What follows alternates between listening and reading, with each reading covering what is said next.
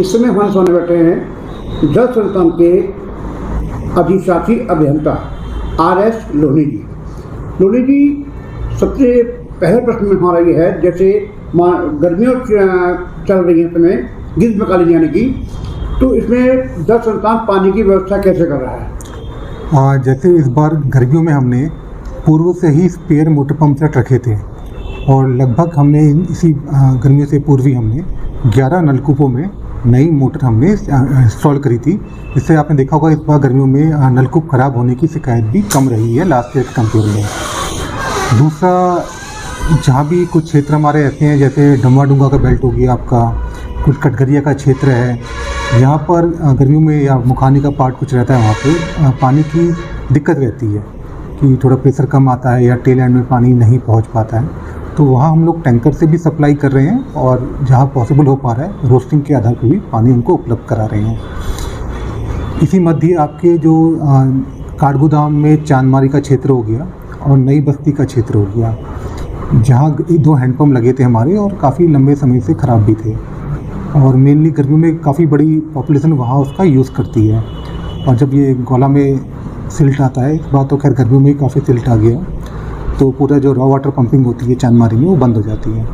तो लोगों की पूरी डिपेंडेंसी उन्हीं हैंडपम्पों पे थी वहाँ पे। तो हमने इस बार उसमें मोटर इंस्टॉल करी है और वहाँ पे टैंक लगा दिया है और ट्रायल किया था हमने, तो काफ़ी अच्छे लोगों ने भी उसके लिए काफ़ी अच्छा रिव्यूज़ आ रहे हैं, धन्यवाद भी दे रहे हैं कि अब उनको हैंडपम्प नहीं चलाना पड़ रहा है और सीधे ही टैंक में पानी भर जा रहा है, अपनी पानी की पूर्ति हो जा रही है।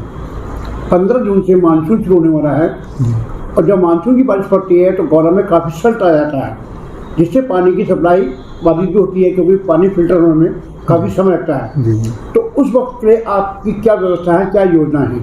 देखिए, हल्द्वानी जो नगर क्षेत्र की बात करते हैं हम लोग, तो आपका जो फ़िल्टर प्लांट है वहाँ सिल्ट आने से या फिर जब 10,000 क्यूसेक से ज़्यादा पानी गौला पे आता है तो गेट खोल दिए जाते हैं, तो फ़िल्टर प्लांट में हमें जो पानी बैराज से मिलना बंद हो जाता है। तो उस समय हम लोग जहाँ तक संभव हो सके ट्यूबवेल से पानी देते हैं, जहाँ नलकूप जुड़े हैं लाइनों पे, या टैंकर से भी आपूर्ति करते हैं। इसके साथ ही जो काठगोदाम का क्षेत्र है, कलसिया का क्षेत्र है, यहाँ पर जब ये हैवी रेनफॉल होता है तो काफ़ी लाइन वाइन डैमेज होती है, ये सब रहता है उसमें।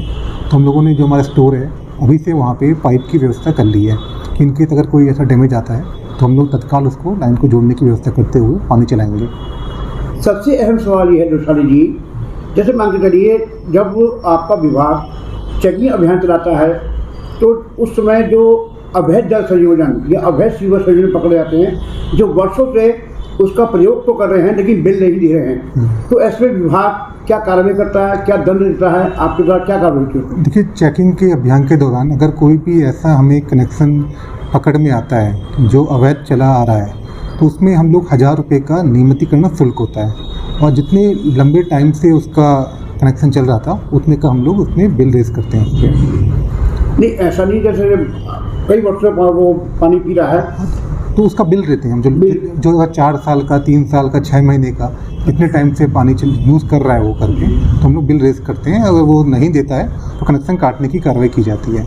जैसे अभी हमने देखा था सोशल मीडिया पे गोलापार में कोई ट्यूबवेल फूक गया है, कब तक ठीक होने की संभावना? गोलापार जो क्षेत्र है हल्द्वानी ग्रामीण डिवीज़न में आता है, लाल कुआं डिवीज़न पे, वहाँ मेरी उनसे बात हुई थी तो मेरे से काम शुरू कर दिया उन्होंने। वहाँ की जल संस्थान की डिवीज़न है, वहाँ भी उन्होंने काम शुरू कर दिया है। सबसे अंतिम सवाल, जैसे आजकल पूरे शहर में सीवर लाइन का काम चल रहा है जी, तो जो सीवर लाइन का कनेक्शन नहीं है, क्या उनके लिए कोई अनिवार्यता है कि पानी का बिल जमा करें, पानी का बिल होना चाहिए तब वो कनेक्शन मिलेगा? हाँ। ऐसा कोई अनिवार्यता है?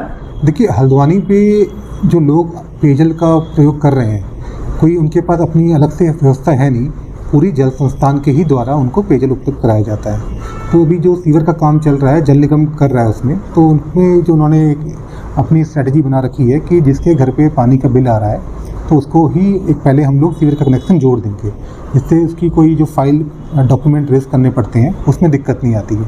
और कोई जिसका कनेक्शन पानी का भी नहीं है उसकी पूरी नई फाइल बनेगी, तो इसलिए वो मांग रहे हैं जल निगम वाले इस केस में। धन्यवाद।